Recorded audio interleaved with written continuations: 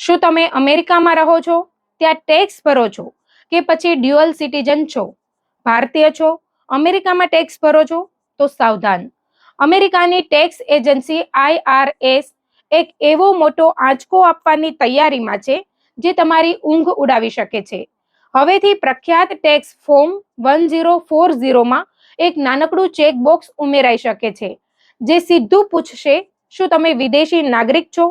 પહેલી નજરે સામાન્ય લાગતો આ સવાલ હકીકતમાં લાખો ઇમિગ્રન્ટ્સ અને રોકાણકારો માટે મોટો કાનૂની ફાંદો બની શકે છે. અજાણતા થયેલી એક નાની ભૂલ પણ તમને જેલ ભેગા કરી શકે છે અથવા લાખોનો દંડ કરાવી શકે છે. અમેરિકન સરકાર આ પાછળ કયો ગુપ્ત પ્લાન ઘડી રહી છે, જાણવા માટે વિડીયો અંત સુધી જુઓ. હાય, હું પાયલ પટેલ, તમે જોઈ રહ્યા છો NRI પલ્સ. આવી જ અમેરિકાને લગતી માહિતી રોજ જોવા માટે NRI પલ્સને સબસ્ક્રાઇબ કરવાનું ભૂલતા નહીં.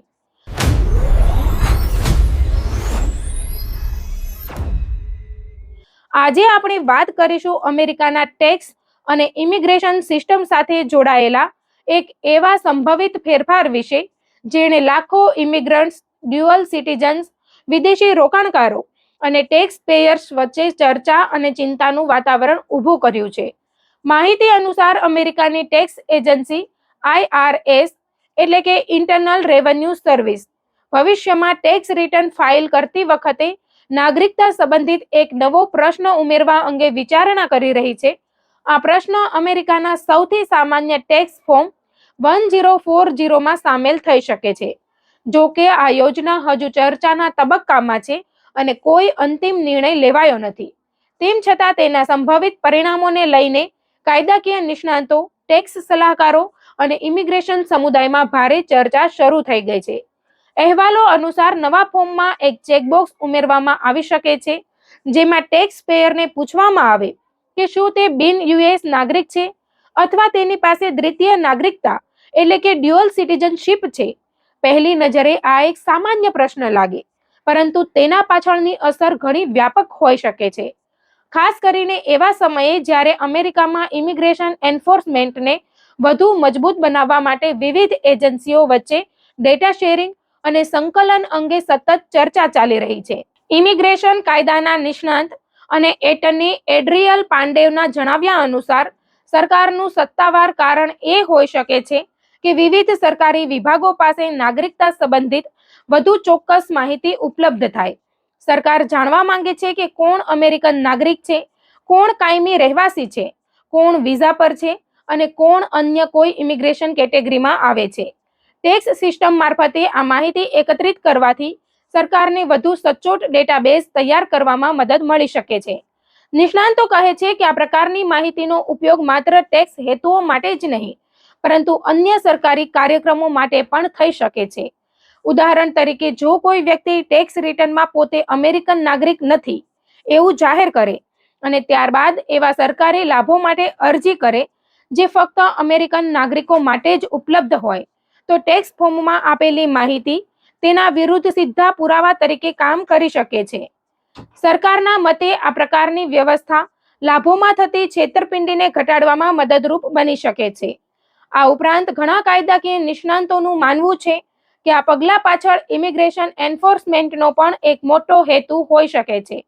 ભૂતકાળમાં કોર્ટોએ IRS દ્વારા ટેક્સ રિટર્નની સંપૂર્ણ માહિતી ઇમિગ્રેશન એજન્સીઓ સાથે વહેંચવા પર કેટલીક મર્યાદાઓ મૂકી હતી, પરંતુ જો ફોર્મમાં સીધો નાગરિકતા સંબંધિત પ્રશ્ન જ ઉમેરવામાં આવે તો સરકારને સંપૂર્ણ ટેક્સ રિટર્ન શેર કર્યા વગર પણ જરૂરી માહિતી પ્રાપ્ત થઈ શકે છે.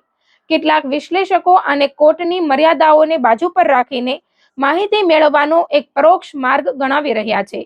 પરંતુ આ સમગ્ર ચર્ચાનો સૌથી મોટો પ્રભાવ ડ્યુઅલ સિટીઝન્સ પર પડી શકે છે. અમેરિકામાં લાખો લોકો એવા છે જેમની પાસે અમેરિકન નાગરિકતા ઉપરાંત અન્ય કોઈ દેશની નાગરિકતા પણ છે. આવા લોકો માટે આ નવો પ્રશ્ન એક અલગ પ્રકારની તપાસ અને ચકાસણીનું કારણ બની શકે છે. જો સરકાર પાસે ડ્યુઅલ સિટીઝન્સનો અલગ ડેટાબેઝ તૈયાર થઈ જાય તો તે લોકોની વિદેશી નાણાકીય પ્રવૃત્તિઓ પર વધુ નજર રાખી શકાય તેવી સંભાવના છે. સામાન્ય રીતે ડ્યુઅલ સિટીઝન્સ પાસે વિદેશમાં બેંક ખાતાઓ, રોકાણો, મિલકતો અથવા કંપનીઓમાં હિસ્સેદારી હોવાની સંભાવના વધુ હોય છે. અમેરિકન કાયદા હેઠળ ઘણા કેસોમાં આવી સંપત્તિઓ અંગે FBAR અને FATCA જેવા નિયમો મુજબ રિપોર્ટિંગ કરવું ફરજિયાત હોય છે. જો કોઈ વ્યક્તિએ વિદેશી ખાતાઓની માહિતી યોગ્ય રીતે જાહેર ન કરી હોય તો તેને ભારે દંડનો સામનો કરવો પડી શકે છે. આ કારણે કેટલાક ટેક્સ નિષ્ણાતો માને છે કે જે લોકો ડ્યુઅલ સિટીઝન હોવાનું જાહેર કરશે તેમના ટેક્સ રિટર્ન અને નાણાકીય વ્યવહારોની વધુ વિગતવાર સમીક્ષા થઈ શકે છે.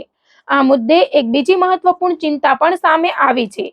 ઘણા અમેરિકન નાગરિકોને એ ખબર જ નથી હોતી કે તેઓ કાયદેસર રીતે ડ્યુઅલ સિટીઝન છે. વિશ્વના ઘણા દેશોમાં જન્મના આધારે અથવા માતા પિતાની નાગરિકતાના આધારે આપોઆપ નાગરિકતા મળી જાય છે. ઘણી વખત વ્યક્તિએ ક્યારેય કોઈ પાસપોર્ટ લીધો નથી, કોઈ અરજી કરી નથી અથવા ક્યારેય તે દેશ સાથે સંપર્ક પણ રાખ્યો નથી, છતાં કાયદાની દ્રષ્ટિએ તે દેશનો નાગરિક ગણાય છે. આ બાબતને સમજવા માટે વારંવાર અમેરિકન સેનેટર ટેડ ક્રુઝનું ઉદાહરણ આપવામાં આવે છે. તેમનો જન્મ કેનેડામાં થયો હતો. લાંબા સમય સુધી તેઓ પોતાને માત્ર અમેરિકન નાગરિક જ માનતા હતા, પરંતુ 2016ની રાષ્ટ્રપતિ ચૂંટણી દરમિયાન તેમને ખબર પડી કે કેનેડાના કાયદા મુજબ તેઓ આપોઆપ કેનેડિયન નાગરિક પણ ગણાતા હતા. ત્યારબાદ તેમણે સત્તાવાર રીતે કેનેડિયન નાગરિકતા છોડી હતી. આ ઉદાહરણ દર્શાવે છે કે ઘણા લોકો પોતાની બીજી નાગરિકતા અંગે સંપૂર્ણપણે અજાણ હોઈ શકે છે. જો આવા લોકો ભવિષ્યમાં ટેક્સ ફોર્મમાં ના લખે અને બાદમાં જાણવા મળે કે તેઓ કાયદાકીય રીતે ડ્યુઅલ સિટીઝન હતા તો તે ગંભીર સમસ્યા ઊભી કરી શકે છે. ટેક્સ રિટર્ન પર ખોટી માહિતી આપવી કાયદાકીય રીતે ગંભીર બાબત ગણાય છે. ભલે ભૂલ અજાણતા થઈ હોય, પરંતુ તેની તપાસ, પૂછપરછ અથવા અન્ય પરિણામોનો સામનો કરવો પડી શકે છે. આ સંભવિત ફેરફારનો એક મોટો પ્રભાવ ગેરદસ્તાવેજીકૃત ઇમિગ્રન્ટ્સ પર પણ પડી શકે છે. અમેરિકામાં લાખો લોકો એવા છે જે કાયદાકીય ઇમિગ્રેશન સ્ટેટસ વગર રહેતા હોવા છતાં ટેક્સ ચૂકવે છે. તેઓ ITIN એટલે કે individual tax payer identification number દ્વારા દર વર્ષે ટેક્સ રિટર્ન ફાઇલ કરે છે. સરકારને આ લોકો પાસેથી દર વર્ષે અબજો ડોલરની ટેક્સ આવક મળે છે. પરંતુ જો નાગરિકતા સંબંધિત પ્રશ્નો તેમને ડરાવશે તો કેટલાક લોકો ટેક્સ રિટર્ન ફાઇલ કરવાનું ટાળી શકે છે. પરિણામે સરકારની ટેક્સ વસૂલાતમાં ઘટાડો થવાની શક્યતા પણ વ્યક્ત કરવામાં આવી રહી છે. વ્યવસાયિક ક્ષેત્રમાં પણ આ ચર્ચા મહત્વ ધરાવે છે. અમેરિકા લાંબા સમયથી વિશ્વભરના રોકાણકારો અને ઉદ્યોગ સાહસિકો માટે આકર્ષણનું કેન્દ્ર રહ્યું છે. અનેક લોકો અમેરિકામાં આવીને સ્ટાર્ટઅપ શરૂ કરે છે, રોકાણ કરે છે અને નોકરીઓનું સર્જન કરે છે. પરંતુ જો ઇમિગ્રેશન અને ટેક્સ પ્રક્રિયાઓ વધુ જટિલ અને કડક બનશે તો કેટલાક સંભવિત રોકાણકારો માટે અમેરિકા ઓછું આકર્ષક બની શકે છે. નિષ્ણાતોનું માનવું છે કે વિદેશી રોકાણકારો સામાન્ય રીતે સ્થિરતા અને સરળતા શોધે છે અને વધારાના ખુલાસા અથવા ચકાસણીની પ્રક્રિયાઓ તેમને અન્ય દેશો તરફ વાળવા માટે પૂરતી બની શકે છે. કાયદાકીય નિષ્ણાતો એક વધુ મહત્વપૂર્ણ મુદ્દો ઉઠાવે છે. તેમના મતે અમેરિકન બંધારણ તમામ નાગરિકોને સમાન હકો આપે છે. જો ભવિષ્યમાં નાગરિકોને સામાન્ય નાગરિક અને ડ્યુઅલ સિટીઝન જેવી અલગ કેટેગરીમાં જોવામાં આવશે તો તે એક નવી ચર્ચાને જન્મ આપી શકે છે. કેટલાક લોકોનું માનવું છે કે આ માત્ર માહિતી એકત્રિત કરવાનો પ્રયાસ છે, જ્યારે અન્ય લોકો તેને નાગરિકોની અલગ ઓળખ ઊભી કરવાની શરૂઆત તરીકે જોઈ રહ્યા છે. જો કે સરકાર તરફથી હજુ સુધી કોઈ અંતિમ જાહેરાત કરવામાં આવી નથી અને શક્ય છે કે આ પ્રશ્ન અંતિમ ફોર્મમાં સામેલ જ ન થાય. છતાં આ ચર્ચા એક મોટા વલણ તરફ સંકેત આપે છે. તે વલણ એ છે કે અમેરિકન સરકાર હવે ઇમિગ્રેશન અમલીકરણ માટે માત્ર પરંપરાગત એજન્સીઓ જેમ કે USCIS, DHS અથવા સ્ટેટ ડિપાર્ટમેન્ટ પર જ નિર્ભર રહેવા માંગતી નથી. તેના બદલે ટેક્સ અને નાણાકીય માહિતી સાથે જોડાયેલી સિસ્ટમનો પણ ઉપયોગ કરીને વધુ વ્યાપક દેખરેખ અને અમલીકરણની વ્યવસ્થા ઊભી કરવાની વિચારણા થઈ રહી છે. આગામી મહિનાઓમાં જો IRS અથવા અન્ય સરકારી વિભાગો તરફથી આ મુદ્દે કોઈ સત્તાવાર પ્રસ્તાવ અથવા નિયમ જાહેર કરવામાં આવશે તો તેની અસર લાખો અમેરિકન નાગરિકો, ડ્યુઅલ સિટીઝન્સ, ગ્રીન કાર્ડ ધારકો, વિઝા હોલ્ડર્સ અને ઇમિગ્રન્ટ સમુદાયો પર પણ પડી શકે છે. હાલમાં સૌથી મહત્વની બાબત એ છે કે લોકો પોતાની નાગરિકતા સ્થિતિ, ટેક્સ જવાબદારીઓ અને વિદેશી નાણાકીય મુશ્કેલીઓ અંગે સંપૂર્ણ જાણકારી રાખે, કારણ કે ભવિષ્યમાં નિયમો બદલાય કે નહીં પરંતુ પારદર્શિતા અને યોગ્ય માહિતી આપવી હંમેશા સુરક્ષિત માર્ગ માનવામાં આવે છે.